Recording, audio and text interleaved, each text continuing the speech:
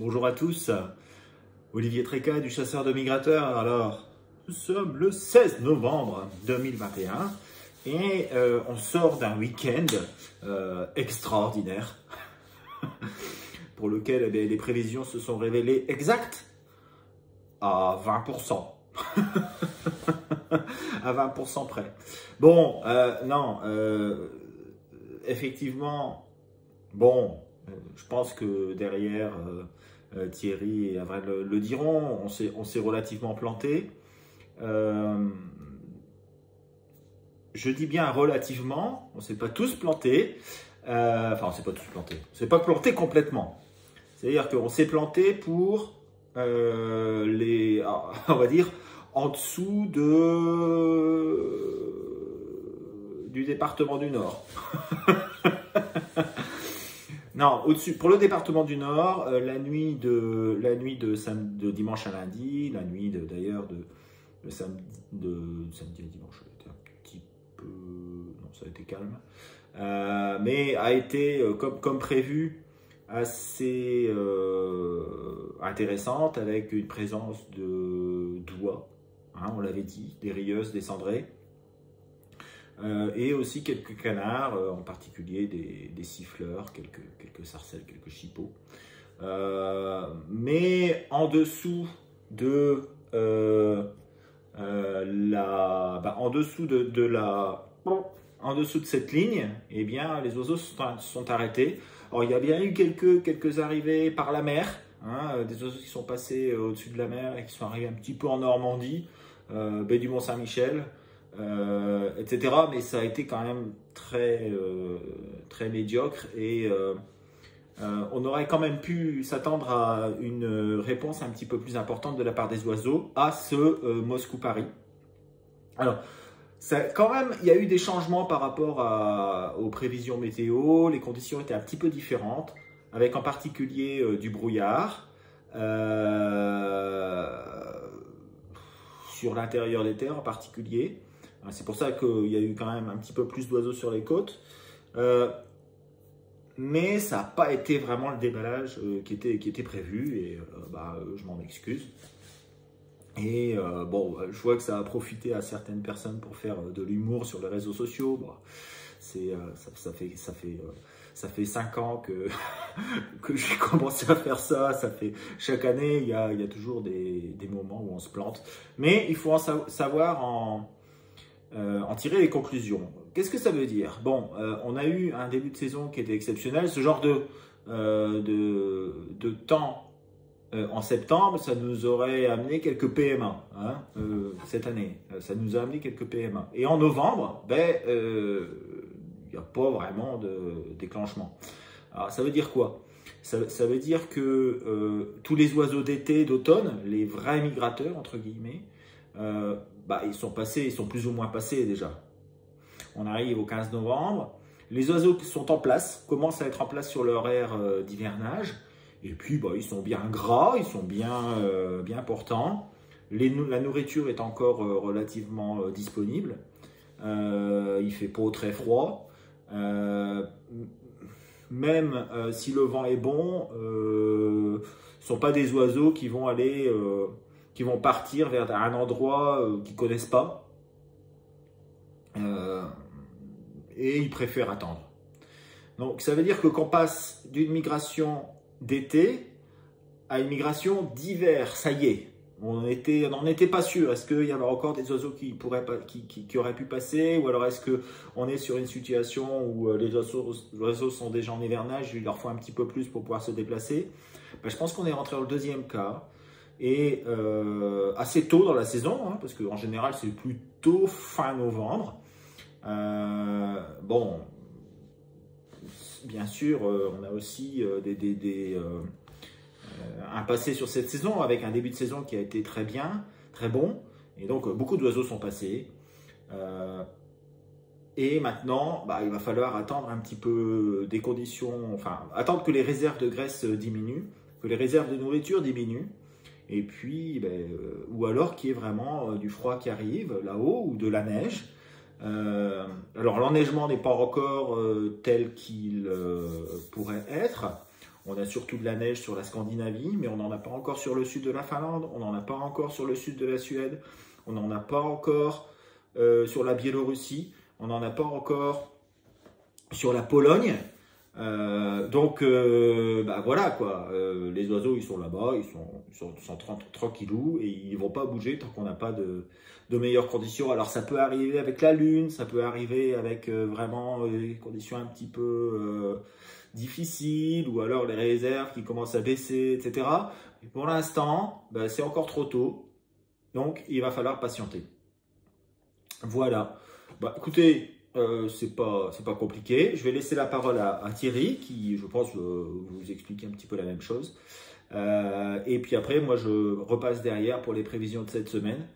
J'espère qu'on va pas trop se planter, mais on va mettre le frein à main là, hein, parce que bon, le début de saison, c'est parti en fanfare. Et puis là, bah, comme le robinet commence à se... Alors, va falloir serrer le kiki au niveau des notes, hein, parce que bon, bah, on voit bien que ça répond pas. Voilà, bah écoutez, je laisse la parole à Thierry et puis à vendredi pour la suite des événements. Ah, ciao, bonsoir, ciao, ciao. Bonjour à tous, bienvenue aux Chasseurs Migrateurs pour la partie Mig Tracker. Alors, j'ose revenir, et puis je crois que je fais bien parce que si vous êtes là, c'est que vous êtes un peu accro quand même, ou peut-être un peu maso, ou peut-être que vous attendez des explications sur ce qui s'est passé. Alors, on va les donner les explications, puis on va redonner les prévisions de la semaine avec grand plaisir. Alors les résultats ont été très moyens. Est-ce que on peut mettre les prévisionnistes à la poubelle? Est-ce que c'est des bons à rien? Non, simplement des prévisions, c'est des prévisions. Quand on fait une prévision, c'est le plus probable. C'est ce qui devrait se passer. Mais avec les oiseaux, ce qui devrait se passer parfois ne se passe pas. Donc quand on vous donne un chiffre, quand on vous donne une prévision, dans 9 cas sur 10, c'est ce qui va se passer. Mais il y a le cas où ça ne va pas se passer. Alors cette fois-ci, attention, hein, on avait quand même mis pas mal de bémols. Moi j'avais annoncé pas de froid, c'était un pont de haute pression, des vents faibles, et tout ça, ça valait 50% de moins sur mon tableau de prévision, et ça, c'était prévu, hein, donc on savait qu'il y avait ce risque-là. Mais là, on est tombé dans le risque maximum, alors qu'on a choisi l'option optimiste. Pourquoi? Tout bêtement parce que la position des anticyclones nous donnait un bonus de 73% par rapport à la moyenne. La position et la couverture anticyclonique donnaient tous les deux un signe très favorable. La période de l'année aussi est forcément favorable, hein, 30% de plus que la moyenne. On n'avait en plus pas eu d'anticyclone depuis 3 semaines sur la Scandinavie, donc là, il y avait un effet de gonflement des populations potentiellement migratrices.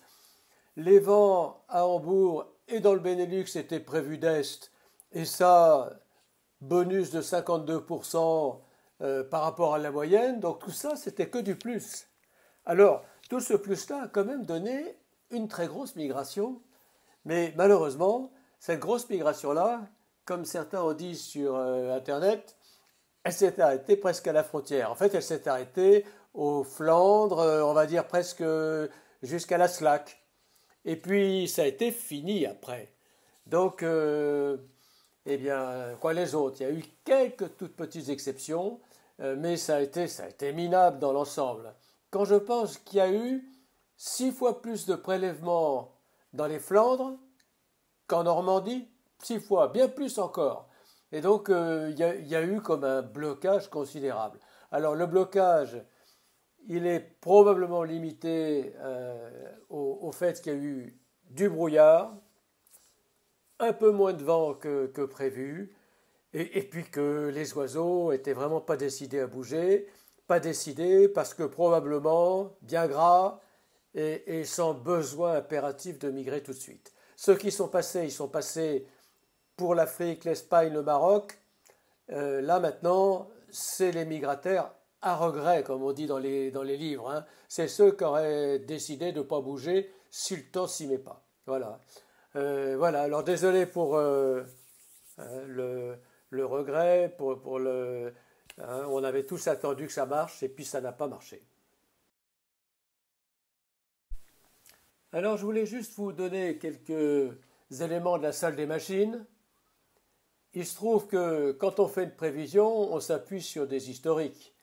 Et là, ben, j'avais moi dans ma base hein, au moins 4 nuits presque exactement identiques. Hein, la nuit du 16 novembre 2010, la nuit du 15 novembre 2011, la nuit du 29 novembre 82, la nuit du 19 novembre 67. Et à chaque fois, sur ces 4 nuits-là, des températures positives le matin à Hambourg, hein, 2 degrés, 1,9, 1,6, 7 degrés. Et ces 4 nuits-là ont donné des résultats extra. 4 pauses de moyenne hein, en 2010, 3 pauses pour 2011, 4 pauses pour 82, etc. On a un exemple quand même, le 12 novembre 68, j'ai une nuit où bizarrement on a température à zéro, l'anticyclone est placé à peu près comme on a eu dimanche soir, et là, pas de passage. Donc ça pouvait arriver, mais la probabilité que ça arrive était très très faible. Voilà. Donc ça, c'est juste pour vous donner un petit peu des éléments pour comprendre pourquoi on peut prévoir 4 pauses, ou 4 sur 5, on va dire, sur une nuit, et que ça ne se passe pas. Alors cette semaine, on est dans une situation classique hivernale, avec l'anticyclone des Açores qui se prolonge jusqu'à la Roumanie. On est dans un schéma classique. Je pense que ce soir, mardi, il n'y a pas grand-chose à faire, 1 sur 5 seulement. On n'a pas d'éléments pour dire qu'il y aura une migration importante. Risque de brouillard intense, pas de froid du tout, donc nuit probablement médiocre. Le reste de la semaine va être à peu près comme mercredi. On a l'anticyclone qui commence à regonfler sur l'Irlande et un petit peu sur les îles britanniques. Alors, j'ai mis des notes qui sont entre 1,8 et 2 mercredi, jeudi, vendredi et samedi. C'est à peu près les mêmes jours, sauf que en fin de semaine, vous allez voir que l'anticyclone regonfle quand même assez fortement vers l'Islande. Alors il est encore un peu trop tôt pour crier victoire, mais ça devrait quand même un petit peu bouger les oiseaux, surtout si le frais s'y met. Alors c'est la même journée, la même nuit qu'hier, donc 2 sur 5, c'est à peu près le même tarif. Pour vendredi, on est à la pleine lune. Donc tout ça est plutôt assez favorable quand même la lune. Mais bon, ça ne suffit pas pour déclencher une migration, une pleine lune. Hein. Donc là, on est à 1,8 sur 5 seulement. Alors c'est la nuit à surveiller pour laquelle j'ai mis 2 sur 5. Il est possible que ça change quand même d'ici samedi. Ça change trop souvent d'ailleurs. Là, on risque quand même d'avoir un début de quelque chose. Hein. Donc il est un peu trop tôt pour vous en parler. Je laisse 2 sur 5 pour le moment parce qu'on a quand même la dépression qui déborde jusqu'à l'Écosse et puis qui va jusqu'à la Scandinavie et jusqu'au Danemark. Donc de ce côté-là, il n'y a rien à attendre. Mais quand même, attention. Voilà. Ben, écoutez, bonne semaine et puis à très bientôt. Bonjour à tous, Avril pour le chasseur de migrateurs. Bon nombre sont les moutons qui nous ont suivis dans nos belles prévisions. Bon, ça fait du bien de se tromper et d'avoir encouragé beaucoup de monde à se tromper. Bon, mes prévisions pour ce mardi, ce mercredi, ce jeudi, ce vendredi. Ce soir, je vais parler pour caler les autres. Aujourd'hui, je m'en bats les couilles. Mardi, nos amis Vincent a calé tu vas sauver la bulle. je vais mettre la note de 1,5. Mercredi,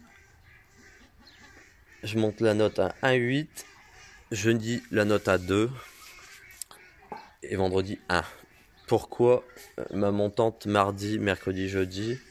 Eh ben, regardez l'anticyclone à 750 mètres de haut. Et puis, on verra bien. C'est du temps en roast beef, il y a de la lune. Pourquoi pas? Il y a une pièce à tenter jeudi.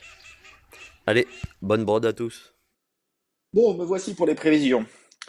Alors, quelle est la situation? La situation d'hier et d'aujourd'hui. Alors, la situation de ce soir, à minuit. On a toujours cet anticyclone, donc on a deux dorsales. On en a une sur le proche Atlantique, hein, qui donne du 1024 jusque sur l'Aquitaine. Et puis de l'autre côté, j'ai un 1032 sur l'Ukraine et entre la mer Noire et la mer Caspienne. Et puis entre les deux, bah, j'ai une sorte de 1020 mal dégrossi, sans gradient. Et puis en dessous une dépression, au-dessus une dépression. Donc on a une croix. On a une croix et puis ben, au-dessus le vent est à l'ouest, en dessous le vent est à l'est et au milieu il n'y a rien, il n'y a pas de vent.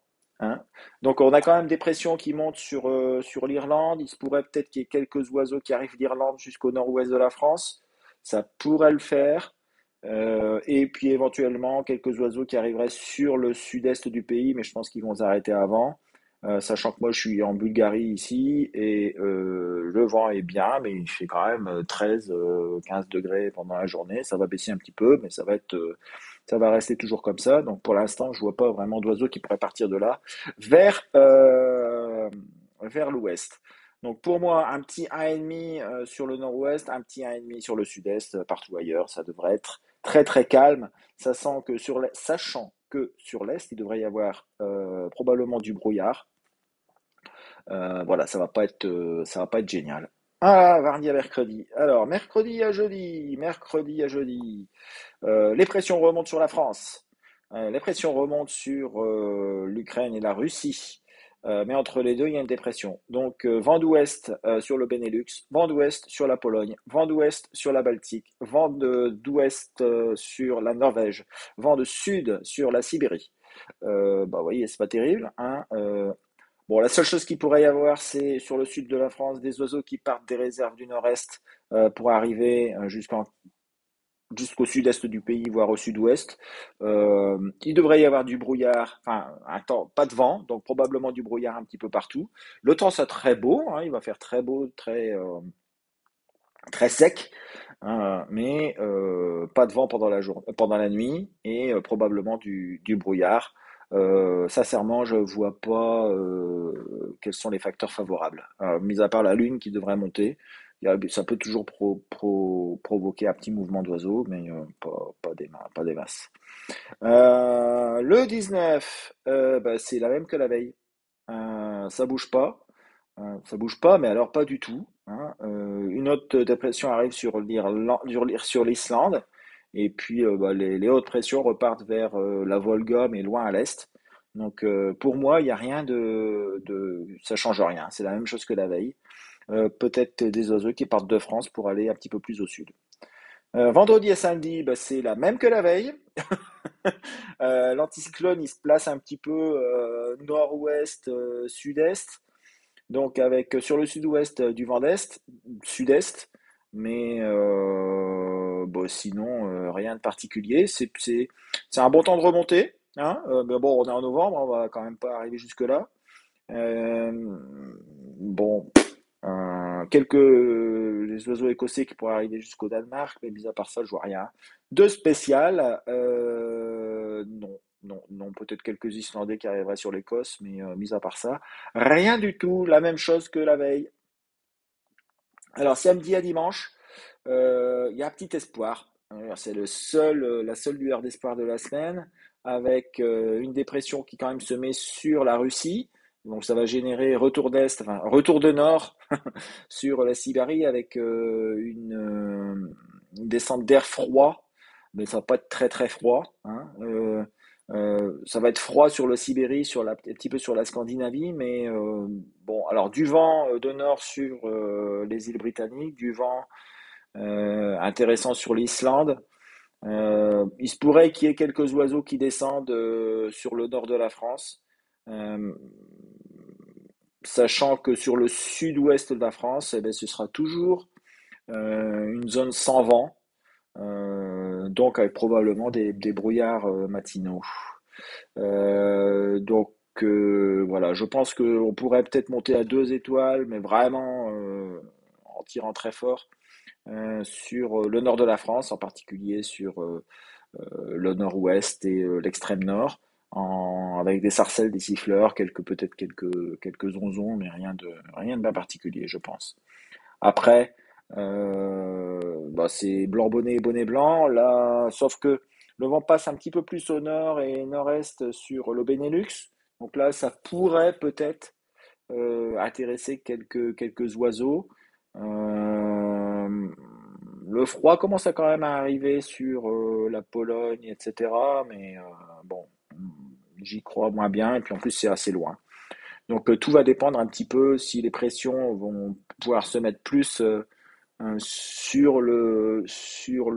la mer de Norvège ou alors si elle reste là sur la mer d'Irlande. Voilà. Eh bien, écoutez, je vous souhaite une excellente semaine.